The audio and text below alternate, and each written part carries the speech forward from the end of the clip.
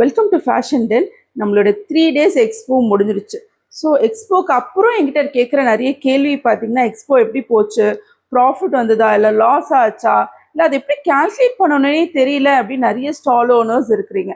So அது எப்படி பண்ணணும் அப்படின்றத நான் சொல்லித்தரேன். அது மட்டும் இல்லாமல் ஒருவேளை நீங்கள் எக்ஸ்போ போடணும் அப்படின்ற தாட்டில் இருக்கீங்கன்னா நீங்களும் இந்த வீடியோவை பாருங்கள். நிறைய பேர் ஸ்டால் ரெண்ட் அமௌண்ட்டை மட்டும் நம்ம எடுத்துட்டா அதுக்கப்புறம் வர்றது எல்லாமே ப்ராஃபிட் அப்படின்னு நினச்சிட்டு இருக்காங்க. ஆனால் அது கிடையவே கிடையாது. அது ரொம்ப பெரிய தப்பு.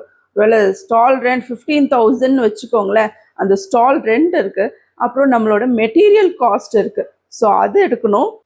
நம்மளுடைய ட்ராவலிங் சார்ஜ், ஃபுட் சார்ஜ், இதுக்கு எல்லாத்துக்கும் அப்புறம் நமக்கு வர அமௌண்ட்டு தான் நம்மளோட ப்ராஃபிட்டாக இருக்கும்.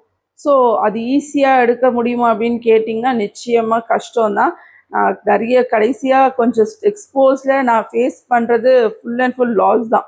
நான் இது வரைக்கும் 5 எக்ஸ்போஸ் போட்டேன்னா அதில் ஒரு எக்ஸ்போவில் மட்டும்தான் நான் ப்ராஃபிட் எனக்கு கிடச்சிருக்கு.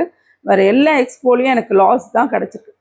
ஸோ இதை எப்படி கால்குலேட் பண்ணணும் அப்படின்னு தெரிஞ்சுக்கணுன்னா கீழே கமெண்ட்டில் ஃபார்முலா அப்படின்னு கொடுங்க. நான் உங்களுக்கு அந்த ஃபார்முலா சென்ட் பண்ணுவேன்.